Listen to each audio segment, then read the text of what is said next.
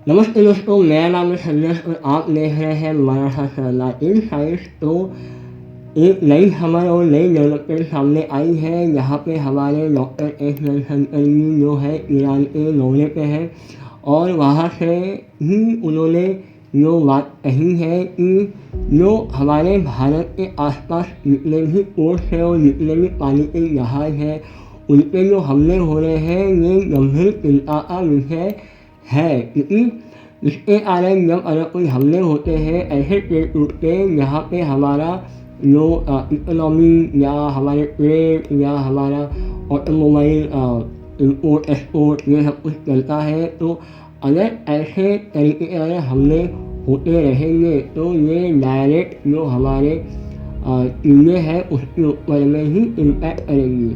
तो यहाँ पे क्या कहा है कि इंडिया एनर्जी, तो अभी हाल फिलहाल में जिस प्रकार से हमारे इम्पोर्ट एक्सपोर्ट जो चल रहे हैं वो एकदम बहुत ही हाई है, ठीक है। और जब तक के इम्पोर्ट एक्सपोर्ट नहीं होते हैं तब तक के किसी भी एंटी की जो यूनिटी या उसका जो ग्रोथ है वो रुक जाता है या थम जाता है। तो अगर अब इसको कंटिन्यू रखने के लिए हमें क्या करना पड़ता है, तो हमें यही करना पड़ता है कि जो हमारे रूल्स है तो उसके ऊपर किसी भी प्रकार का कोई खतरा ना हो। तो वही बात एस जयशंकर साहब ने तेहरान में जो जॉइंट सेशन प्रेस कॉन्फ्रेंस हुआ है ईरान के फाइनेंस मिनिस्टर के साथ में, सॉरी फॉरेन मिनिस्टर के साथ में, तो यहाँ पे उन्होंने डायरेक्टली कहा है कि जो अटैक हो रहे हमले हो रहे हैं ये हमारे भारत के लिए बहुत बड़े कंसर्न को बढ़ावा मिलता है और मिलने के बाद में चिंता भी जितनी चिंताएँ हैं वो सबकी सब बढ़ती है। और साथ में हमारे साथ में नहीं और ये जितने भी इंटरनेशनल जो कम्युनिटी है तो उनके भी ये एक बहुत बड़ा खतरा आता है, ठीक है। अब इसमें हमारा एनर्जी सोर्स आता है, हम सबसे ज़्यादा इम्पोर्ट करते हैं ऑयल, ठीक है। तो ऑयल हमारे लिए सबसे बड़ा अभी के लिए एक बहुत बड़ा एक इम्पोर्टेड प्रोडक्ट है, जिसके कारण हमारे जितनी भी ऑयल कंपनियाँ और जो पेट्रोलियम जो कंपनीज हैं वो चलती है, ठीक है। और जो हमारी इकोनॉमिक इंटरेस्ट है जिसमें हम किसी को चावल डोनेट करते हैं या हमारा कोई मैन्युफैक्चरिंग जो इंडिया से बाहर जाता है, तो ये सब कुछ भी डिपेंड करता है। तो अगर ऐसे हमले होते हैं तो किसी भी कंट्री के जो वैल्यू ऑफ कॉस्ट है उसको इंक्रीज करने में ये अहम रोल प्ले करता है अगर ऐसा कुछ घटनाएँ होती है तो, ठीक है।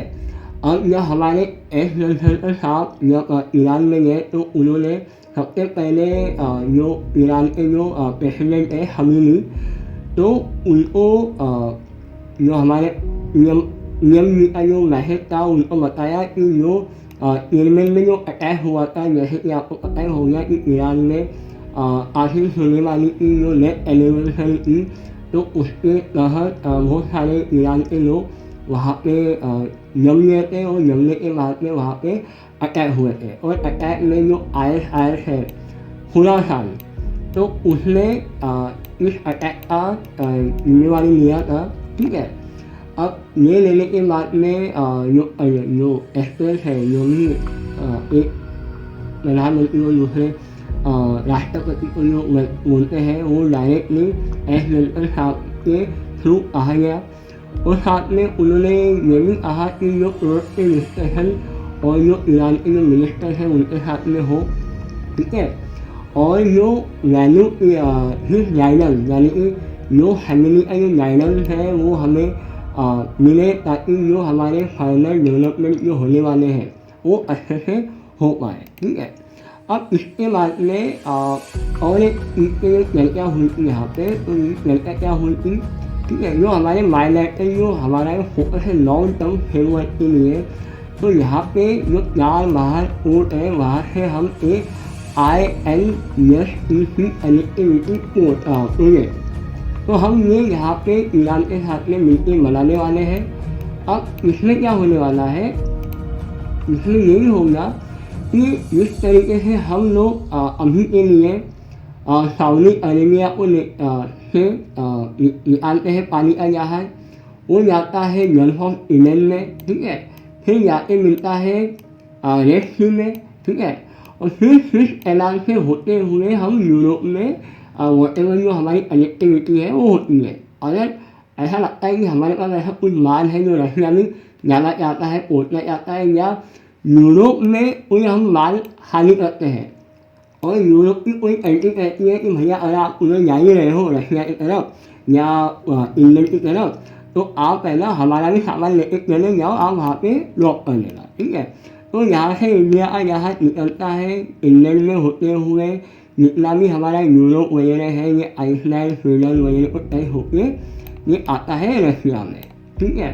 तो हमें इतना लंबा रूट करके जाना पड़ता है, जिसमें बहुत सारा कॉस्ट हमें बेयर करना पड़ता है। पर जो प्रोजेक्ट है नॉर्थ साउथ ट्रांसपोर्ट कॉरिडोर, तो अब इसमें क्या होने वाला है कि ये जो 4 बाहर पोर्ट है जो ईरान के ही रेड सी में है, ठीक है।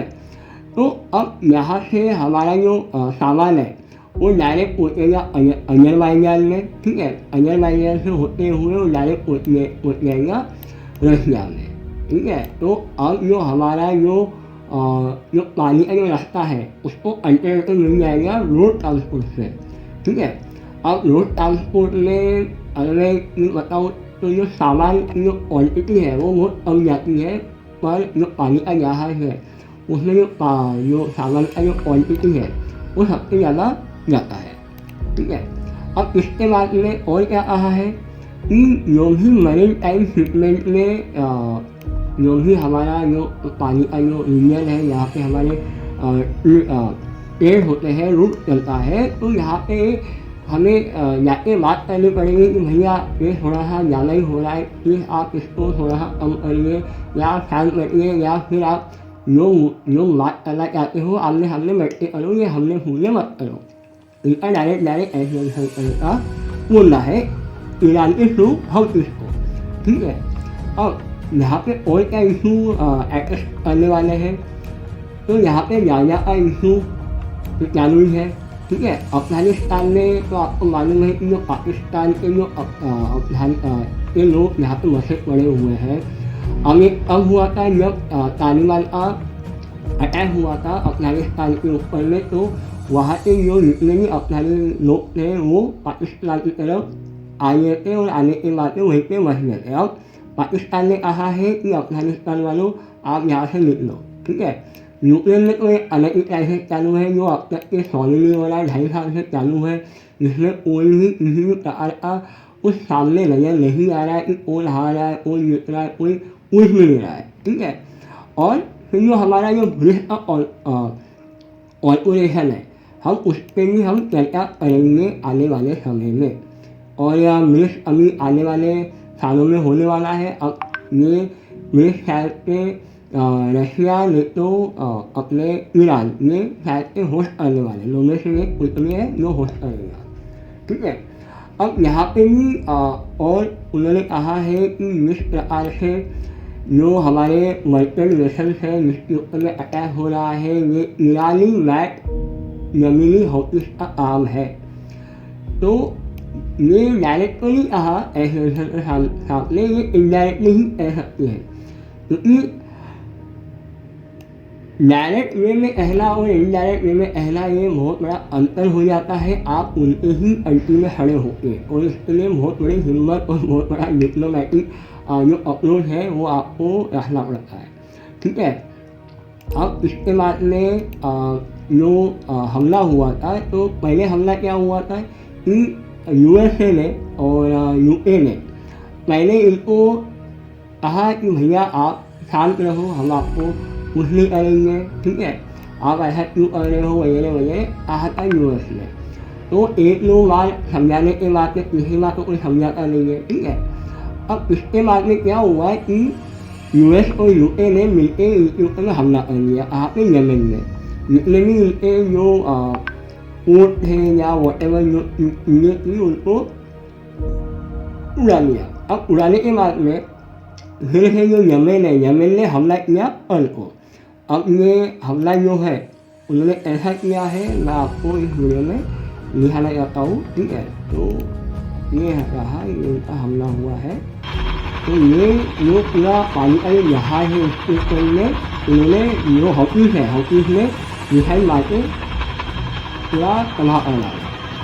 अब ये वीडियो पूरे सोशल मीडिया पे ट्विटर पे ट्रेंड में चालू है और इससे अभी और लगता है कि शायद से यूएस और यूके फिर से कोई ना कोई हमला इनके ऊपर में करे जाएंगे, क्योंकि जिस प्रकार से इन्होंने हमले किए हैं तो ये बातें नहीं होनी चाहिए एक रूप में। अब दूसरा पॉइंट ये बनता है कि जो हमारी जो चीज़ें हैं, ठीक है, हमारी क्या चीज़ें हैं। अब हमें अगर किसी पानी का जहाज अगर सेंड करना है कहीं पे, तो यहाँ पे हमें मुंबई का जो पोर्ट है या गुजरात का पोर्ट है या चेन्नई का पोर्ट है, ठीक है, तो हमें अगर यूरोप में अगर कोई माल भेजना है तो हमें रेड सी का ही यूज़ करना पड़ता है, ठीक है। तो अब हमें क्या करना पड़ रहा है कि हमें जो दूसरा रूट है वो मैडागास्कर से होते हुए, ठीक है, ये साउथ अफ्रीका में मिलता है, ठीक है, फिर साउथ अफ्रीका में मिलते हुए फिर हमें ऐसा पूरा ये नटीलिया वगैरह पूरा उल्टा हुआ घूमते हुए हमें नीदरलैंड तक के पहुँचना पड़ता है, ठीक है। तो अब इसमें क्या हो रहा है कि हम पहले के जो टाइम था, पहले हमें 25 दिन ही लगते थे, ठीक है, 25 दिन का समय लगता था, अब हमें 34 डेज का समय लग रहा है, ठीक है। तो यहाँ पे अगर टोटल देखा जाए तो हमें यहाँ पे 8000 किलोमीटर का जो फर्क है वो हमें तय ज़्यादा करना पड़ रहा है। अब ये तय क्यों करना पड़ रहा है, क्योंकि जिस तरीके से हाउस ने जो तांडव बचा के रखा हुआ है रेड सी में, तो उसके कारण हमें यहाँ से निकलना पड़ रहा है। तो आने वाले समय में क्या डेवलपमेंट होती है तो मैं आपको बताऊँगा ही। और ये हमारा इंडिया का ही प्रोजेक्ट है, जो आईमेक का प्रोजेक्ट है जो G20 में निकला था। अब इस प्रोजेक्ट में क्या है आईमेक के, तो India middle east economic corridor इसको कहा गया है। तो ये जो कॉरिडोर है ये इंडिया से होते हुए निकलेगा डायरेक्ट यूएई में, ठीक है, यूएई के रास्ते से होते हुए सऊदी अरेबिया होते हुए, ठीक है, जॉर्डन, फिर जॉर्डन से इसराइल, ठीक है, इसराइल से होते हुए ये पहुँचेगा यूरोप में। तो यूरोप में जब हम पहुँचेंगे तो हमारे डायरेक्ट जो कनेक्शन है वो मिल जाएंगे। पर एक कॉन्फिडेंस शेयरिंग ये है कि जो रूट है जो हमने बनाया हुआ है तो ये ईरान को पसंद नहीं आया था। तो ईरान को पसंद नहीं आया तो ईरान ने जो हमास है, हमास को पैसा लिया, ठीक है, पैसा लेके इसराइल पे अटैक करवाया और अटैक करने के बाद में जो हमारा जो रिलेशनशिप है इसका इसराइल और सऊदी का ये बहुत ही अच्छा होने वाला था। तो इसको बिगाड़ने का काम ईरान ने ही किया है, एक ऐसा थ्योरी है। अब ये थ्योरी इतना ओके है और इतना नहीं, ये आने वाले वक्त में ही पता चलेगा। और अगर इस बारे में और कुछ अपडेट आता है तो मैं आपको वीडियो बना के जरूर बताऊँगा। तब तक के लिए जय हिंद, जय भारत, जय श्री राम।